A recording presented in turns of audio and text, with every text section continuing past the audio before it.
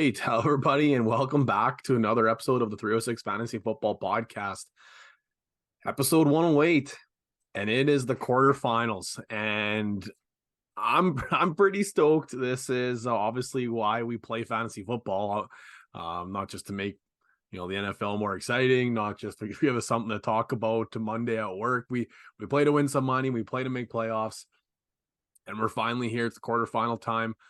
So this is an exciting episode for us as we're trying to prime on not only ourselves here for a big playoff run, but obviously you at home listening too. So we're recording for our, like I said, episode 108, week 15 prep. We got a little bit of a quick question for you guys. We'll talk a little bit of injury news, and then we'll dive right into the nitty gritty and a little bit of discussions about the upcoming week here. So before we get started here, it's just Zach and I. Armin is going to be jumping on here in a little bit, but Zach, it's been keeping you busy here. We're slowly grinding towards the Christmas break. I was looking at the schedule and I realized that fantasy championship is in the middle of Christmas break, semifinals in the middle of Christmas break / like literally Christmas Day. So pretty excited about that schedule timeline coming up here. But what's been going on the last little bit? Nothing too spectacular. Just getting ready for the holidays, both at home and at school. So, just waiting for the holidays to begin, I guess. Yeah, the countdown is most definitely on. That is for sure. We'll get things going here, but before we start, this isn't actually the quick question, but I know we talked about this a little bit last episode, Zach. Playoff picture. For most part, I think our situations were pretty much settled before going to this weekend here. But where's your situation at here for a playoff push? If you had to pick one league, what's your number one, like, kind of all in, hope you get there, or I guess best chances? Well, that's a good question. It'll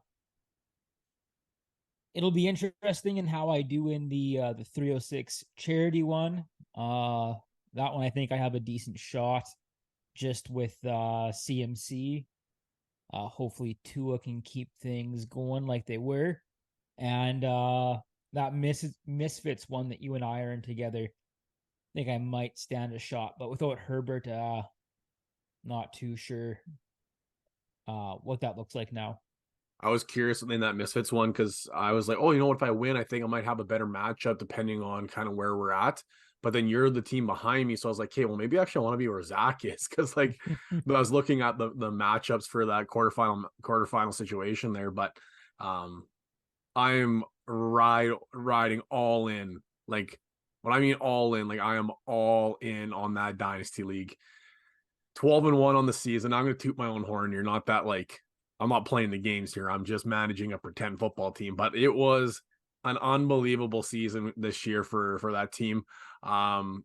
This is so for those of you that maybe I haven't been along for the ride for this team or not, I guess, or don't know, this was like a full rebuild team. I started a handful of years ago, had a little bit of success, and stripped down again, full rebuild, and then won back-to-back years, and going for I guess would be a three-peat, and then would hit the full reset, get the big massive pots of money. It'd be a big win, not only for like me going three in a row, but also because it'd be I guess a nice big money win too. But I'm pulling this up here.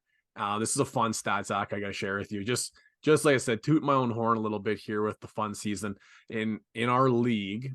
Not that it like counts towards anything, but there's like a way it keeps stats of like your actual record. And then if you would have played everybody all week, so like if you played every single team, what would your overall record be? And my overall record would be 118-8 for a win percentage of 0.937. And this week, I think I finished the fourth highest point getter. So that's 3 L's just this week alone because I had the Tua and Tyreek stack, which was a little unfortunate there too. But 118-8. I was pretty happy that the one loss again. I was bugging my buddy, big fan, long time listener, helps us out with our charity league stuff and in our big charity event every year. Robbie, he's the one who upset me last year to make me go 13-1. This year again, the only team that upset me, make me 13-1. So me and Robbie were joking that maybe it's just some deja vu, that maybe I'll go back to back or meet him in the final and he'll just and the streak or what have you. So might have to keep you posted on that one because a long time friendship might be ending in 3 weeks if that's the case. But we'll get things going here. Like I said, it is the quarterfinals here. It's a fun time of year, and it's the time of year where some of those players that have been on your bench or on your team that have been, okay, maybe decent, or maybe just terrible altogether. Like Jarek McKinnon last year was a league winner when it came to the playoff stretch. But this year, we're looking at who could be that league winner. Maybe somebody that's been okay or good, or maybe that's been like kind of like up and down, that's been good and then injured or what have you. But who do we think in this 3 week stretch could legitimately win teams? The fantasy championships. And Zach, we'll start with you here because I was looking at this and I was like, oh yeah, like it's hard to pick which one it's going to be, but for the most part, like there hasn't been a lot of disappointment from these guys, and there's been some massive spike weeks. So I think this is a really good, a really good answer. Yeah, maybe I might have misunderstood the question a little bit on my end here. Because I think you kind of nailed it there on the intro. Neither of these guys have been disappointments by any means. Perhaps at times slightly inconsistent, but for the most part, they've both been really good. But I think they have a really nice rest of the schedule here, which I think could lead them to both being a league winner. And that is the two starting receivers for the 49ers in Debo Samuel and Brandon Ayuk. Both of them in half point PPR leagues are 13th overall and 14th overall. Debo is 13th overall and Ayuk is 14th overall. But if you look at their schedule, it's really, really advantageous here. Just battling here with the app. Here we go. This week, they have the Cardinals. The week after that, week 16 is Baltimore. And the following week after that is the Commanders. Arizona and the Commanders are both really nice matchups for that team. Both of those passing defenses are quite weak. Baltimore will be a tougher test, but if you can make it past that Baltimore week and into the finals with either of those receivers, I think you're in a really, really good position. Not to mention, both of those guys have been coming off of what looks like top 12 weeks, 2 out of the past 3. Yeah, this is the run where Debo has been on, where it's just like you feel like it's never going to end. And I know I'm not the only guy in this boat, but when you're setting up for your quarterfinal, semifinal matchups, you're looking at the opposition and not only who you have, you look at their team. It's like, okay, who's their studs? What's their matchups like?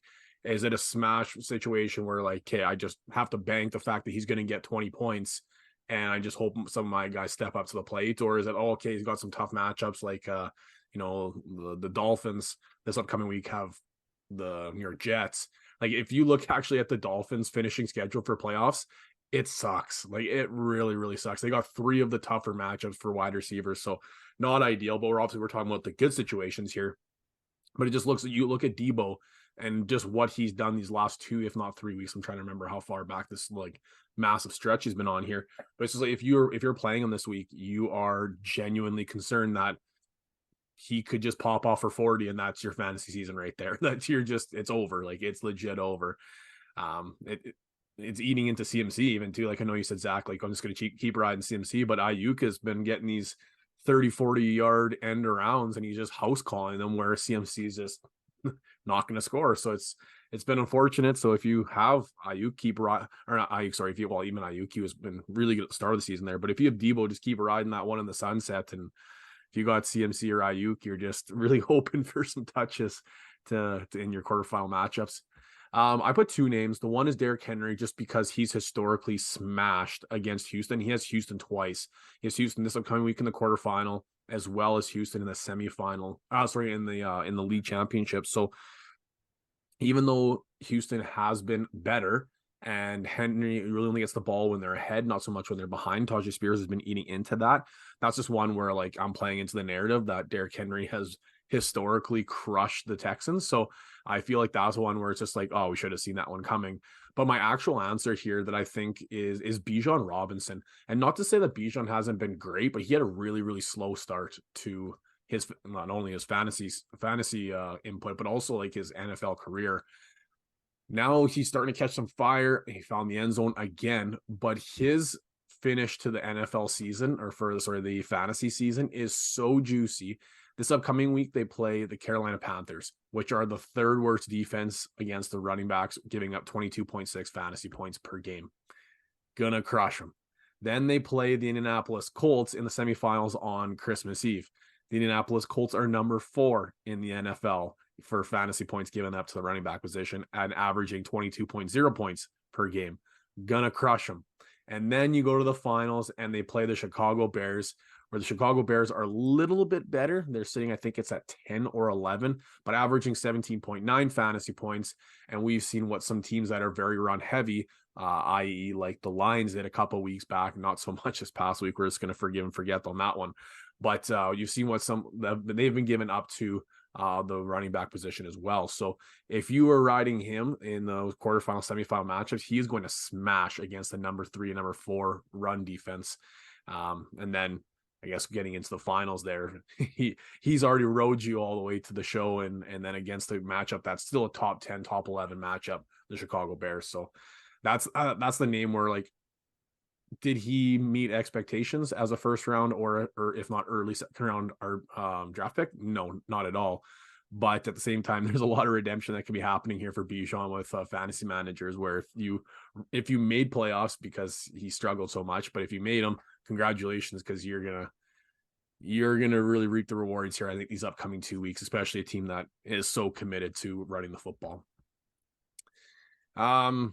Insiders on headliners. Let's get, I guess, that one going here. There's some small ones, but we got 4, I guess, bigger things that we need to talk about here. So I'll hit the drop and we'll get things going.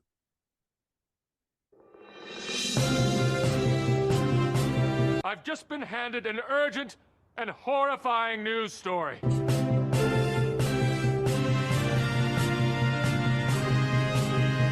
I'm Ron Burgundy? Okay, so Zach already hinted at one, and then I hinted at the other. I think maybe we might have hinted at all of them, to be honest. But Justin Herbert fractured his finger. I think it's the index finger on his throwing hand.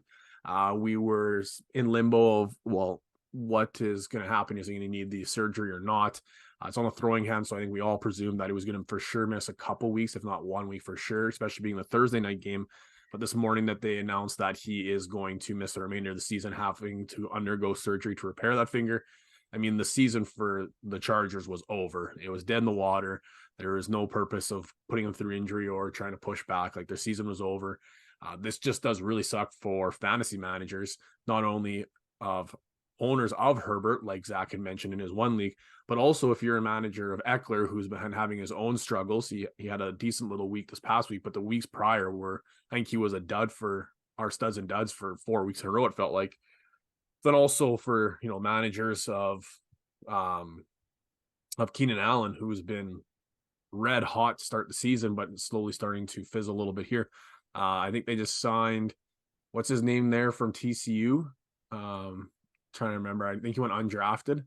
Oh, quarterback. Yeah. Duggan.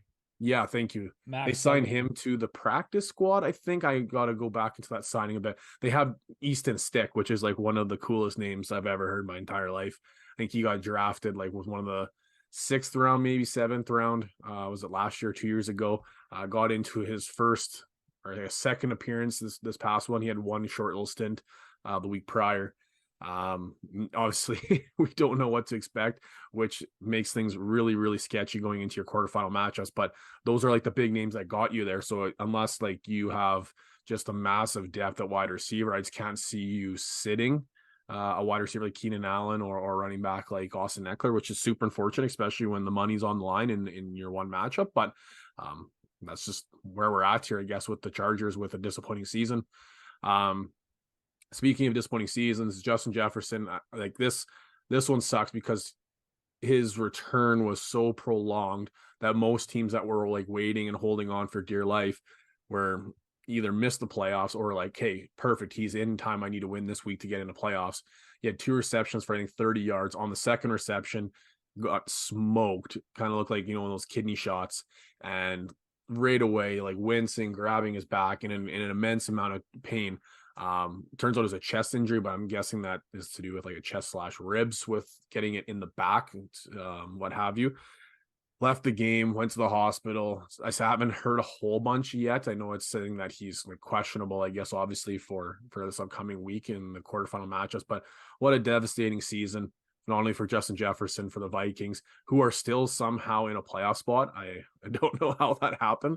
They're still sitting in there, but it was a lost season for Justin Jefferson owners, and unfortunately, most likely didn't make playoffs. And now you're sitting in a position where you're left with the memories of the first couple of weeks of Justin Jefferson. Josh Jacobs got an ankle injury, questionable for the Thursday nighter this upcoming week. That's in 2 nights here, so that one you're going to have to monitor very closely in that Thursday night matchup against Chargers. Especially, it sucks because they just got 0 points the week before, so not a lot of confidence there. And then we mentioned the Tyreek one too, so that's going to be, he came back midway through the second half and then exited again, so that's one that's going to be a monitor. The quote was, did you see the quote, Zach? Was like the ankle was in so much pain, he texted his wife or fiance or girlfriend, whatever her title is, I guess, and he's like, I am in so much pain and hurt so much, and she's like, you better get your ass back on the field, like get back out there. So he went back in the second half, and it didn't last that long, but I had a good chuckle when I saw that one. No, that would be that's news to me. I saw it on, I think it was Twitter or maybe it was Instagram or something like that. It's just before we started recording, and I was like, this can't be real. And it was like everywhere. So yeah, I had a good little chuckle on that one. But that, I think out of all this news, like depending on who you own, I guess you could say is like the worst news. But this one, I feel like the Tyreek one sucks because he's going to play. Like, I would be shocked if he doesn't play. But as a fantasy manager, how do you not put him in your starting lineup? Because he's a guy that could get 40 points, done, 40 flat, no worries. But you're playing the Jets, so like you're gonna get the creme de la creme coverage. Like, you're getting Sauce Gardner on you. Jets really good defense. Offense is struggling a bit. Tyreek hurt. Like, it just seems there's so much stacked again. You're almost better off if he doesn't play, and then you don't get burned where he's hurt and gets you 2 points, and then that's that. Like, to me, that's the toughest one going into this, like, because without Herbert, you kind of know what to expect with that offense, I would say. And on Thursday nighter against, a decent defense, I should say. But like, you're going to have a set of coconuts to sit Tyreek Hill in your quarterfinal matchups if he's activated in place. Yeah, that's certainly a tough one. And I think that also you can extrapolate that into Tua as well. We've seen Tua for most of the season be at times, an MVP candidate. But on Sunday yesterday without Tyreek, Tua certainly did not seem to be himself, and he really struggled. So that's another player that could be indirectly impacted. Then we'll talk a little bit more about that matchup after we get to the starts and sits. I got a little bit of a comment in there I'll foreshadow too, but it's not what you want. Like, he's legitimately, if there was and I know it's always a quarterback that wins, always is, but like, he has to be one of the front runners to be considered the MVP this season.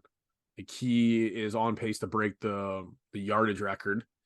Now, being hurt, I don't know if that happens or not, but you see like his necessity to the success of that offense. Another name would be Christian McCaffrey, but maybe that's just because like the fantasy hats. Like, I know he is super important to that offense, but so is Debo, so is Ayuk. Like, there's so many aspects that go into that offense, but like the single most important nature to that Miami offense is speed, and that's what Tyreek does, and it opens up everything else. Like you said, you saw what happened here Monday, where it was just total collapse of that offense, and you're going to have to rely on Achan and Mostert to try and spread the offense, but they're just going to come downhill and read run, I guess, and try and load the box, and that's going to make things more difficult too. So I don't know, like, I know it's historically a quarterback award, but it'd be nice to see somebody like Tyreek or somebody like CMC be able to take that, and not just us fantasy managers saying, hey, they're so important to my team, but they're also important to, their NFL team too. But we'll go to studs and duds here. I know we kind of been talking about this player, what seems like for most of this episode so far. So might as well just keep you going, Zach. We've been pumping his tires for about 20 minutes. You might as well just keep going. Yeah, you bet. My stud for the week was, I believe, either wide receiver number 1 or number 2 on the week. That is Deebo Samuel. He finished with 30.5 fantasy points, and his usage was really, really interesting. His receiving stat line was 7 receptions on 9 targets for 149 yards and 1 receiving touchdown, which by itself, face value, is a fantastic day for any receiver. But then he had a nice little cherry on top where he had 1 rushing attempt for 1 yard and 1 touchdown, which And he was just got number you. 1 wide receiver on the week, but he was the number 2 fantasy player on the week behind Lamar Jackson. Oh, I didn't realize that. That's even better. Yeah, he is the stud of the week. Like, in all aspects. Like, Evan Ingram would be the close at 27 behind him for tight end. Obviously, that's really nice for fantasy. That's awesome. But yeah, there wasn't a lot of skill position players getting as close to Deebo had done this week. But Armin's back. Hey, Armin's ready to rock and roll here for episode. We mentioned that Armin's just gonna be jumping in a little bit late on this episode, and he's ready to rock and roll. But I'll do my stud while we get him some time to settle in here and get ready to rock. But my stud, it wasn't, the superstar that Zach had in here. Deebo had a huge week. But for this guy, for the position he's in, I put him because he was really good this week. And if they keep rolling with Joe Flacco, I think the David Njoku is just to the moon here. I think this is like a sneaky guy we could have put in there for the league winner, because now with Flacco, we've seen really good weeks from David Njoku. He had 8 targets, which is awesome for a tight end, and 6 receptions, 91 yards, and 2 touchdowns. So, I mean, David Njoku finished as the 1, 2, 3, 4, 5, 6, 7th player in all of fantasy in week 14.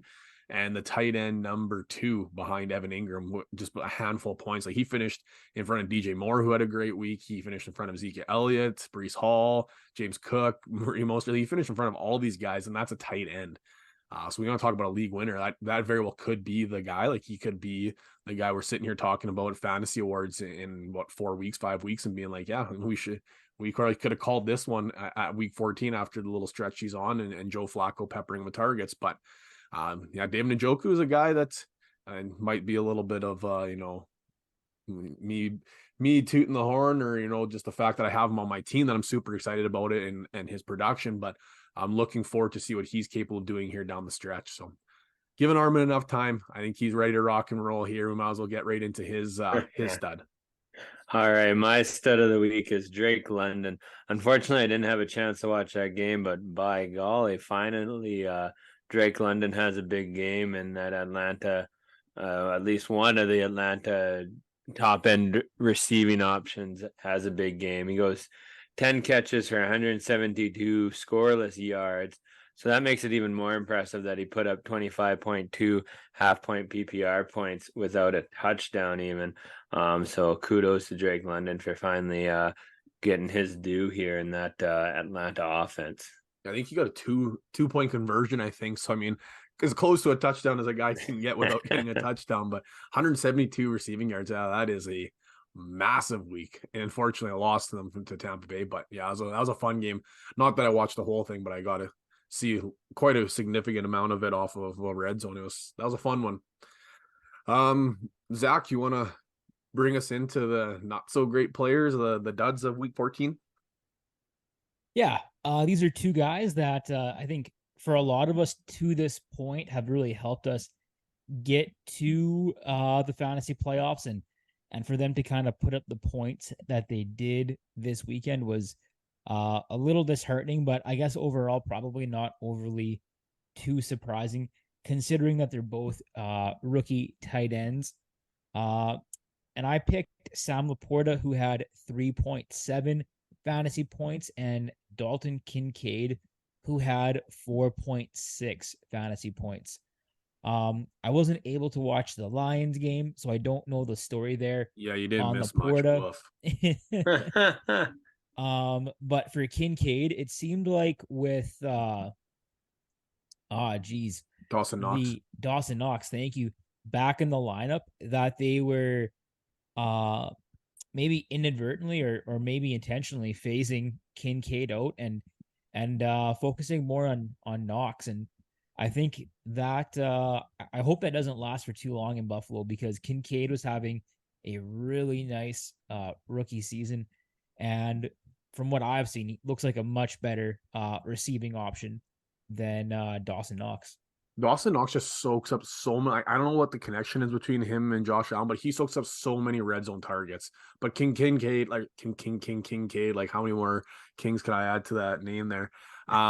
He just seems like you said, Zach. He is so athletic, and he just seems like such a superior tight end talent. But maybe it's the lack of experience. I don't know, but yeah, Dawson Knox is just like prop bet guaranteed Dawson Knox gets a touchdown this upcoming week. Like that, I'm just gonna slam that one in there. I'm just gonna throw that little tidbit out. But like it's inevitable, and it's frustrating if you're the Kincaid owner, because you had a nice stretch there when Knox was out. But I'm just gonna jump in because Zach already mentioned the Lions.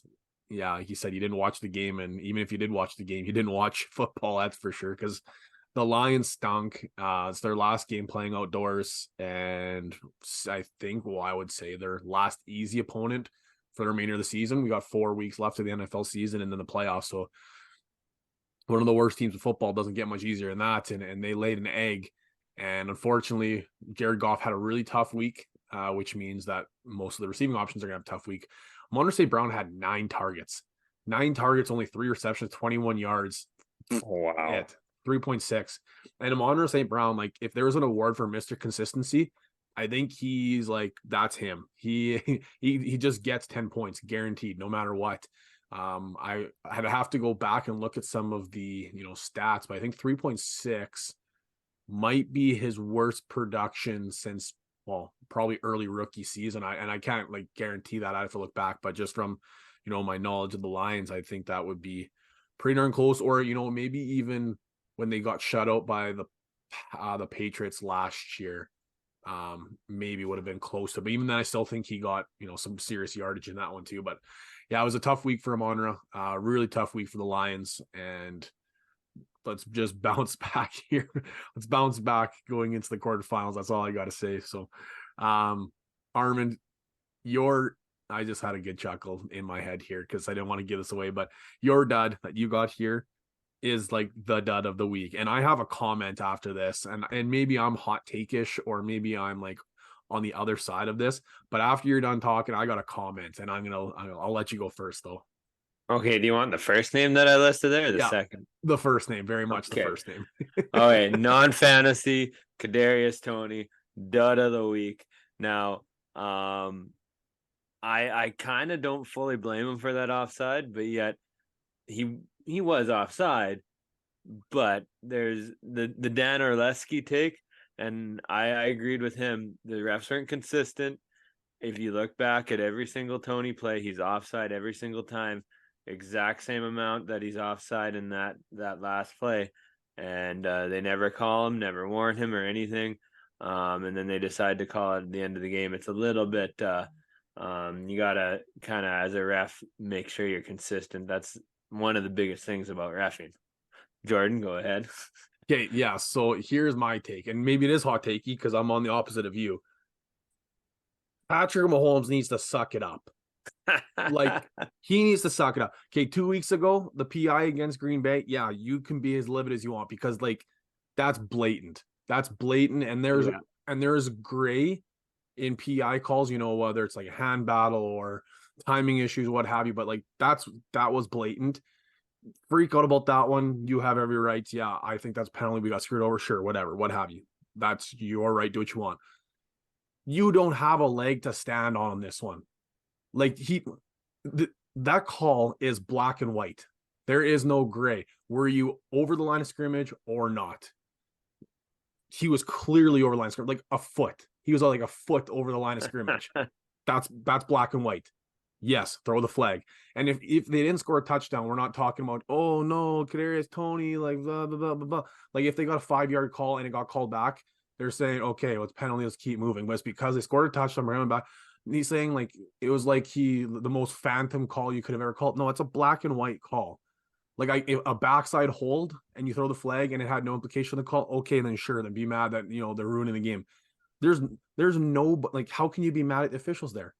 How could you be mad at you want to be mad at somebody? Look at the idiot who's been ruining your season since he had drops against the Detroit Lions. That's 100% his fault. There's nobody else's fault. Kadarius Toney shouldn't be on the field anymore. Like first thing we teach wide receivers is like check in with the official every single play. Make sure you're onside. Check in with the official. Offsides as a receiver is like the worst thing you can do. Like, Mahomes, absolutely awful. His comment was like, yeah, like you never see those calls. This is the NFL. You never see those calls. Like, how could the refs call that? And you never see those calls. You want to know why you don't see those calls? Because you're a paid professional. You're a paid professional who's taught in grade 6 to check in with the line judge to make sure you're onside and you stand behind the line of scrimmage. When you're 13 years old, you're a paid professional. That's why you don't see those flags, not because the refs are out to get you to screw you. It's because you should know better. You're a paid professional. You're a professional wide receiver. Like, yeah, that so is totally true. Yeah, like he is a professional wide receiver. Like I said, first thing we teach wide receivers, check in. And you hammer it into them. Like during our practices, I'm standing on the sideline and I'm yelling at the guy if they don't check in. Like, but all the Chiefs fans and Mahomes that are like, oh, the refs screwed us. It's like, no, the refs did not. Okay, 2 weeks ago, sure. If you want to go say that one, sure. Like that, sure, whatever. That the rest did not screw you on that play. Like that for me, like apparently I'm on the opposite side because everybody I talk to, it's like, oh no, you can't throw that flag in the situation. It's like, we're not talking about a backside hold here. We're talking about a guy standing over a foot over the line of scrimmage. Like, yes, you have to throw that flag. You have to. It's the rules. Does it suck? Yes, it's the rules though. Yeah, but you got to be consistent as a ref, right? They should have thrown that flag the first time he did it. Or the second, or like once they noticed, and maybe they didn't notice till the last play of the game, which is pretty crappy time to finally notice that a guy's lining up offside when he's been doing it all game. But he should have been called for it earlier in the game because he had been doing it. I could agree with that. But in that play where they're like, that ruined our season, that ruined our game, whatever, like, oh man, it's so absurd. And I know we're like dragging this on, but like I had to say something. Like that's just, of all the penalties that you want to argue, like you want to argue a guy jumped offside. Okay, maybe the guy, you know what I mean? Like he flinched, or there's some gray area to some of these rules. Like that's the most black and white rule that's in the rule book, next to having 12 men on the field. And even still, I still think this is more black and white. Like, did the guy have a late change? Did like they blow the plane early? Like there's still probably more gray to 12 men on the field than there is standing over the line of scrimmage. It's infuriating. So I can understand where the Chiefs are frustrated because like you lost the game on that play. You did. Obviously, there's plays before where like you could have scored more and you could have done things more polished to score and win prior. So you didn't lose the game on that play. That was just a nail in the coffin. And you're trying to blame somebody where it's like that player is number 19 on your roster. That's who you need to point your fingers at. Yeah, and I'll 100% agree with that. Like Kadarius Toney is the reason you lost the game. He's the reason you've lost a few games. Get him out of there. Stop giving him snaps every game. He maybe gave you guys a huge play that helped you win the Super Bowl. That was last year. He's been nothing but hurting your team all season long. Super Bowl champ last year, dud of the week this year. Yeah. Several duds of the week, I think. My true fantasy dud of the week, though, is DeAndre Swift. If we're getting back on track here. 3.9 fantasy points, 11 carries for 39 yards. It's looking bad. I am sure glad that I traded him when I did in the staff league. Hopefully it doesn't bite me in the butt in the playoffs here, but Swift has been on a bit of a cold streak along with the entire Philadelphia Eagles, I guess, but Swift has taken the brunt of it fantasy wise. Yeah, the Eagles have been struggling. Speaking of duds of the week, how about let's just talk about the Patriots, Zach? Like, did you not tell them they wanted to lose? Like, what were they trying to figure out here? Like that's the head scratcher for me. I had a pretty tough Thursday evening into Friday morning, and let's even go Friday afternoon. Wasn't a very happy guy. Luckily though, the football gods smiled down on us, and we didn't lose any draft position. We're still in second place. That pipe dream for the first overall pick, Is dead. if only we sucked so bad as the Carolina Panthers. We don't. So You now guys suck. The Patriots suck so bad. Even when you're trying to lose, they win. Like you just can't even get that right. You can't even lose right. and yeah, we were on the couch and I was cussing at the TV like you do, and my wife was like, what's going on? Like they scored. Like you like Hunter Henry. That's his second tut of the game. Like you don't get it. You don't. We suck at sucking, okay? That's why I'm mad. Yeah, we tank and we can't tank very well. I was like, who was it? Was it last year, 2 years ago? When I think it was Houston when they won week 18 and it made them lose the first overall pick. Yeah, Was that that was 2 years last ago? season. Was that last year? Yeah, Lovie Smith got canned like the morning after. And then they went and rallied around him and said, "Dunk, suck on this." Like, oh, so good. That's the Patriots right now. They're just trying to roll Bill out because then I just saw a rumor on Sleeper. They're like, "Yeah, Bill's out next year." So I'm curious on what's going to happen there. But anyhow, we'll get back on track here. We got everybody back on bye week now. Yeah, Arizona and Washington are off the bye week. Week 14. That just seems like too late. What was it? Week like 9 or something? We had nobody, and then obviously in the Thanksgiving set we had nobody. So it just seems like week 14 is way too late to have buys, especially when you have whatever 6 teams on week 13 or 18 or whatever the hell we had. But anyways, at least it everybody's was back off Arizona and Washington though. Yeah, it's I mean, shy of like you waited for Kyler forever and then he stinks and now he's back playing off the bye. I don't know, but everybody's back, no more buys, good times, everybody's ready to rock and roll, shy of injuries. Week 14 in the books. We got our starts and sits for week number 15, quarterfinal matchups here. So we need to try and hit these ones out of the ballpark here, get everybody off to a good start. In your quarterfinals, hopefully win your matchups, and then we'll reconvene here for a semifinal session. But we'll start things off here with Zach. This guy has been a revelation. It's not necessarily for their offense, but for fantasy. Just start slow peaks. And we talked about him mid-season as like a guy to watch out for down the stretch, and here we are talking about him being placed into your quarterfinal matchup. Absolutely. Raishi Rice, probably if you're playing redraft, probably a freebie off the waiver wire, for most of you. He's going against the New England Patriots this weekend. The Pats have a very stout defense, but they have been known to give up some big games through the air.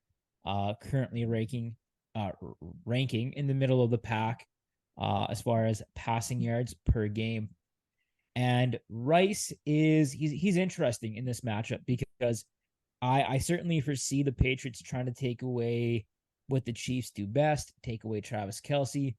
And outside of Kelce, that passing game's been pretty sporadic and pretty inconsistent game to game in terms of who gets the targets. But it's starting to look like Raishi Rice might be taking over the mantle as maybe wide receiver number 1. Week 14, so this past week, 10 targets, finished as wide receiver 12. The week before that, 9 targets, finished as wide receiver 26, just outside of that top 2 wide receiver ranking.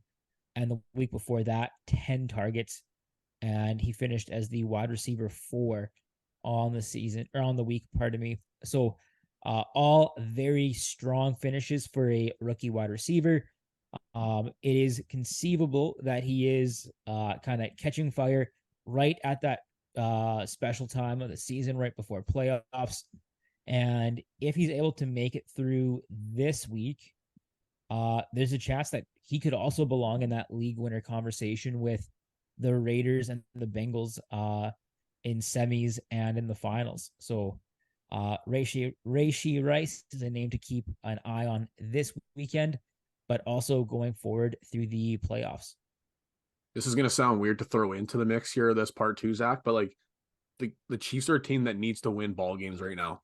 Like Yeah, for the first absolutely. time in Patrick Mahomes' career, he might have to go on the road at some point in the playoffs. I think they've been the number one, or if they haven't been the number one, the team that was ahead of them was the number one were upset, so they reclaimed the number one spot in the AFC. So I don't think he's been on a road game in the AFC in his entire playoff career. I think that was a stat that was shared on Sunday. I'd have to vet that, but it was something kind of ridiculous like that. Yeah, that Right, sounds about right. And like right now they are 3 or 4. they're the third. They're the Yeah, third seed. They're tied with Jacksonville.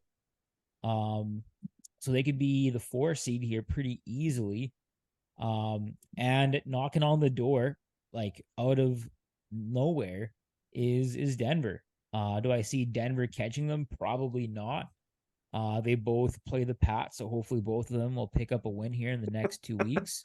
and they're going to lose to the Lions this week. So knock on wood, maybe not. If they play like that on Sunday, who knows? But yeah, Denver coming in hot. Like that, they need to put up points. Like that's the thing. Like this is in a situation down the stretch. Remember, like years and years in the, like whatever last 2, 3, 4, 5. I don't know how many years of fantasy been playing, but where it's like, oh, maybe Kansas City starts sitting their studs right when they're middle of fantasy season because they're so far ahead in first. They want to get healthy, and we're sitting here like, oh, like is Travis Kelce going to get benched at halftime? Oh, is Tyreek only going to play half a game? Like this sucks.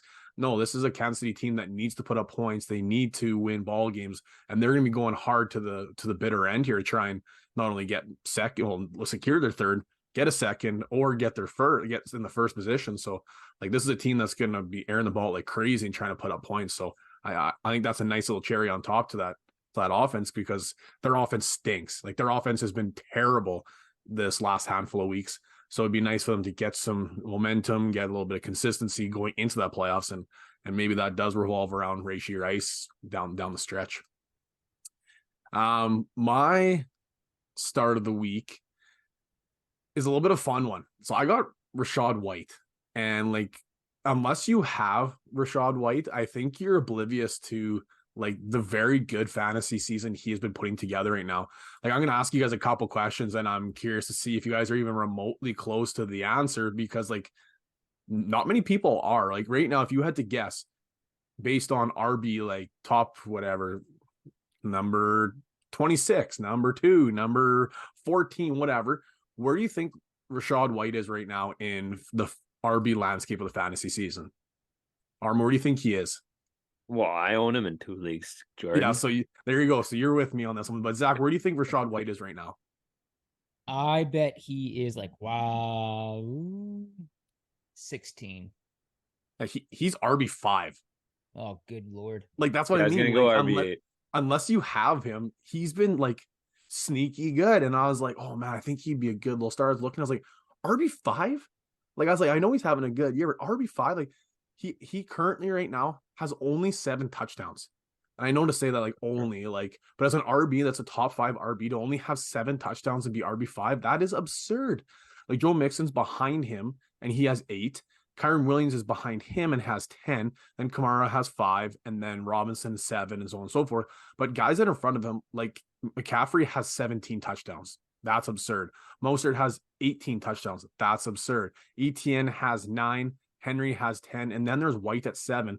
And there isn't that big of a gap. Like there's 3-point gap between White and Henry. Then there's about a 20-point gap between Etienne and Rachaad White. And then about a 100-point gap between McCaffrey and Rachaad White. But McCaffrey has 17 touchdowns and 1,200 rushing yards, not to mention the 437 receiving yards. But Rachaad White has been getting it done. 201 attempts, 745 yards with 5 touchdowns, and then 48 receptions for 53 on 53 targets, 419 yards, and 2 tutties through the air. This is a guy that's been sneaky good, like sneaky good. Zach thought he was RB16 on the season. Like not to like point fingers at Zach, but like that's where everybody's at. Nobody believes that Rachaad White has been really good. I think it's maybe because Tampa Bay hasn't been all that good, but Rachaad White could be considered a league winner. Like I know their stretch isn't great, but this week is a smash play for Rachaad White. They're getting ready this upcoming week to go and play the Green Bay Packers, which are one of the worst teams against the running back in the NFL. They are like if you watch this last game what they did against Saquon had a really good game, and Saquon hasn't had a good game all year. I think before the Monday nighter, Saquon had 1 touchdown on the season, 1, and he got 2 last night against the Packers, averaging 18.9 fantasy points against the running back position. And it's just each week it seems like it's getting worse and worse and worse for Green Bay against the run. They're very good against the pass, but against the run they've struggled immensely. So Rachaad White, sneaky play, and I think he is going to have a monstrous week this week against the Packers. So I think this is a great start, and hopefully is a guy that will for sure get you over that hump going into your semifinal matchups. Armand, your start of the week. All right, my start of the week, I went kind of similar to Zach. I went to a rookie wide receiver. This one for a QB that's actually been performing this year compared to one that hasn't been, and that is Zay Flowers of Baltimore. He's been starting to look better and better every week, and the last 2 fantasy weeks he's put over 20 points on the board for fantasy, and he's looking good, and he's got a good matchup against Jacksonville, who's been a little bit weaker through the air the last little bit here. And Zay Flowers just continues to pick up that connection with Lamar Jackson more and more, and he could potentially be a league winner even as we continue to talk about them throughout the rest of the episode here, because after Jacksonville he's got San Fran, who, because of the way their offense works, they're always putting teams on the passing attack, so they're a little bit weaker against the pass. And then Miami, who's also weaker against the pass because most teams are passing against them as well. So I think you got a good road in the playoffs for Zay Flowers there, as he's got some good matchups fantasy wise for himself. Well, I think too, like if you get to the finals, let me just pull this up here. I just gotta find it. Maybe I'm incorrect. I thought the week 17 Monday night. Oh no, I'm incorrect. Oh, there is no Monday nighter on 17. For some reason, I thought the Monday nighter. Oh, it's this week. Oh man, for some reason I had in my head that it's a semifinals. I thought I had in my head that the finals was a Monday nighter between the Ravens and 49ers. It's like, oh man, that's gonna be rowdy. Like a lot of fantasy championships are gonna be won or lost on that Monday nighter because so many Baltimore players and so many 49er players, but that's the semifinal. So I was like, that'll still be fun though for a lot of semifinal people there on Christmas night, like Christmas Day, like evening. That'll be a fun one. But I forgot that there's just those New Year's Eve games, not on the Jan 1st of week 17. But yeah, he's a guy that's been, man, especially since the absence of Andrews, he's stepped up to the plate big time, and likely hasn't been bad. Like likely was good. I think he got 80 yards and a touchdown last week, I think, if I'm not mistaken. So just that whole offense is clicking, which is, they're not just target monopoly to Andrews, it's getting spread around a little bit too. So a guy that should be for sure in your lineups here down the stretch. We'll go sits. We'll start with Zach, and then we'll go Armand and me, because mine and Armand kind of are a pseudo. They go together. So we'll go with Zach and then Armand, myself, and we'll wrap up our quarterfinal episode 108. This sit has a lot to do with the health status of multiple players on the offense. I would be contemplating sitting CJ Stroud if he is not inactive due to injury himself. Stroud against Tennessee is conceivably going in there without his top 2 wide receivers, Nico Collins, who was hurt on Sunday, and Tank Dell, who was hurt last weekend. Stroud has been somebody that if you waited on a quarterback, you have been very successful with Stroud. He's likely gotten you pretty far in your season for somebody that you picked up quite late in your redraft. But at this point in time, I think it is a riskier start considering he's banged up himself, and his two top wide receivers are both not going to play. Of course, if Stroud isn't dressed, then you do need to sit him and start somebody else. Yeah, tough sliding. We saw what happens past week, and nothing against CJ Stroud. It's just we've seen what happened to even really good quarterbacks like Patrick Mahomes. When you don't have passing options, it is very difficult to move the ball. And a rookie quarterback that has made very good connections with two very good wide receivers. When you lose those two, you're sitting there behind the eight ball trying to get the ball moving on a team that's been historically a not great offense. So it's tough sledding for CJ Stroud. And I think he's even a little bit nicked up too. Like he missed a handful of snaps in that game too with, or was he just getting maybe checked out for a concussion? Maybe I can't remember. Did you either of you guys watch that game at all? I just know he missed some snaps. I wasn't sure what the status of that one was. I think it was he was getting looked at for concussion. I'm not too sure. So should be And good to go then. Add more to the receiving options there. Like Dalton Schultz, his tight end, was out last week, and who knows if he'll be back this week either yet. Not looking good yet, but so there's another receiving option that's down for him. Like his whole receiving core is gone. So not a guy, especially if you're in a single quarterback league. There's other options in a super flex. Sometimes your back's against the wall. It's tough sliding when you're in that situation. But if you're a single quarterback league, there's got to be some options where, like, are you going CJ Stroud without any options, or are you going Will Levis in that exact same matchup for Tennessee? Like he looked actually pretty good this last week against Miami. So that's a situation where do I go with a guy that can run the ball a little bit too and has some receiving options that have been good. Hopkins had a really good week this Monday night, or do you go with a guy that's been good all year but has no options? Like those are tough decisions for fantasy managers as you enter this quarterfinal matchup. Speaking of tough quarterback decisions, Armand, this one's a gutsy one because this guy is a top 5. He might even be top 3 in passing yards so far. But like I'm not saying that I disagree with you because there's a lot of reasons why you should be sitting this guy. But once again, I think I've said it a few times on the pod today. It's going to take a pair of coconuts to do this one. But I think, he's number 1. Check that. He is number 1 on passing yards through week 14 with 3,697 passing yards. But this is a gutsy call. And for those of you listening at home, and I know I said it, gutsy call. Last year, Armin had, I think, 3 of the gutsiest sit calls through all the playoffs last year. And like they all hit, like sitting Saquon, sitting Zeke. And I think you had somebody else that you said sit. I'd have to go back and check the tape, but Armin is historically really good at these gutsy calls in these tough positions where some of us don't have the juice to do it. But let's hear this one, Armin. All right, I'm saying to sit Tua this week against the New York Jets.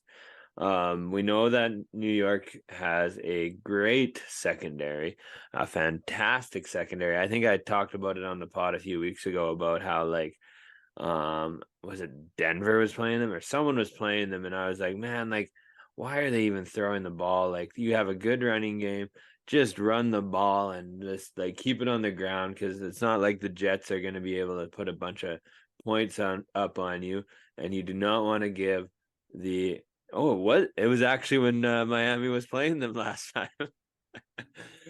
Is when I said this, and I was like, yeah, Miami has a great running attack. Don't put the ball in the air. And then the Jets made play after play on the ball in the air, and Tua ended up coming away from that game with only 6.82 fantasy points. So I'm looking at it again, and Tua's in it even tougher this time because he could potentially doesn't have Tyreek Hill. If he does have him, he's injured. And you know what? Like it's the Jet secondary. They're flying around. They're getting more confidence because they just had a big win as well this week. I would say like Miami, you gotta run the ball on this Jets team, and Otherwise, Tua is gonna be in for a long day, and either way, if he's in for a long day passing the ball in that Jets secondary and getting picked off and stuff, that's not good for fantasy. And if they're running the ball, that's not good for fantasy. So it's just not a good matchup this week for Tua. That's what I have for my 2 cents. I was looking at so I'm jumping with Armin. I'm sitting a Miami player too, but I was looking at my one like the dynasty league, and I was so happy that I have the bye this week, because I was like, who the hell do I start at quarterback this week? Because one of my main starters has been Tua, like he's one of my go-tos. But I had Tua this week against the Jets, and then let me pull it up here because it's like painful. So I had two against the Jets, and then I have hold on, I gotta find week 15. There we go. And then I have Trevor Lawrence against the Ravens, which is not a great option. And then I have Jared Goff versus the Broncos, which is also not great. And then I have Kyler Murray versus the 49ers. So it was just like, oh my God, who did I start a quarterback? But thank God I have the bye. I don't have to figure that one out. But my sit of the week is Jalen Waddle. I talked about at the top of the episode for many of the same reasons that Armin's talking about. Like if Tyreek misses time, for sure he's getting Sauce Gardner. And even if Tyreek is banged up, this is still a situation where it is going to be tough sledding, like Armin said, against this New York secondary. Jalen Waddle's been the guy that's been up and down for the most part of the season anyways, and very much been in the shadow of Tyreek Hill. So there's just so much stacked against him. I know you probably burnt a third, maybe fourth round pick for Waddle in redraft. I just don't see it. Like I could be sitting here and Waddle could go off, and there's no chance I'm saying that, oh, I could have seen that coming. I could have seen that coming. It's just like it's against the odds for him to go and smash. Where you could go and pick guys up like like Jaden Reed, who's been really, really good lately. Like Armin talked about his start of the week here. There's just so many options that I think you could go and you can see the path forward for success, or just they've been hot and you want to put the ball in the hot hand. Where this is just not it for me in a quarterfinal matchup, unless you're in a 16 team league and you just got to ride with the guys you got, and that just sucks, and it is what it is. But this would be a matchup that I'm very much trying to avoid, because like Armin said, it's a tough situation, and just literally go back 3 weeks ago, you've already seen what could happen. And that one, Tyreek wasn't even banged up. So I'd be avoiding that at all costs. But anything to add here, fellas, before we wrap this one up? I know this is an exciting time. I was throwing out the idea too. I don't know, Zach, I know it might be tough for you to do this one. Yeah, even though it is on Christmas break, so maybe we could swing it. I don't know. We did it last year, week 17 Monday nighter for the championship. I can't remember if you did the Sunday night or Monday night, or I can't remember what it was, Armin. But we went down to BP's, and the podcast bought a couple rounds of fun pops there, and some appetizers at BP's. And then unfortunately it was the DeMar Hamlin thing. So we just sat there staring at each other in a TV for an hour with no football, but might be able to throw something like that out there. I know I'll mention on the pod, might be able to throw it on some social media, or, our charity group that or something like that, and say, hey, thanks for a good fantasy season. Let's go cheer for some championships. So I know it's on our Christmas break. I know maybe not everybody obviously has the break that we do, but something worth mentioning. I'll throw that one out there. But anything else you guys want to mention before we wrap up episode 108? Hey, good luck everybody in your playoff matchups. I'm super excited for mine. I am lucky enough to have made the playoffs in every single league that I'm in, except for one dynasty league, which I wasn't expecting too much to make the playoffs, even though I was trying to make trades to take Jordan down. Nobody bit it there for me, and I didn't make any trades. So you almost got him on or St. Brown though, almost. Oh, I was so mad about that one. I was trying to talk to him for weeks, almost a full month, and he never really said anything. And then suddenly Jordan gets him on there from him. Yeah, did you dirty. Yeah. Zach, I don't know. Go win your quarterfinal matchup so we have something to talk about for our semifinals next week. Repeat of the championship. Noted. I'll do my best. Yeah. I'll be cheering for you. Don't worry. Thanks. Anyhow, might as well wrap this one up here. Good luck, everybody, in your quarterfinal matchups. It's like I said, this is the fun time of year. I know we play fantasy for something to talk about at the water cooler, or enjoy the NFL season a little bit more or whatever. But the whole point of fantasy is to win money. It's to win. It's to win the quarterfinals, win the semifinals, and go win your championships. And we're prepared for that run. So thanks for listening to episode 108. On behalf of Armin, Zach, and myself, thank you for listening to 306 Fantasy Football Podcast. Good luck to your quarterfinals, and we'll see you next week for episode 109, as well as your semifinal prep, and I guess a little bit of Christmas talk too. So we'll see you then, everybody. Take care. Talk soon.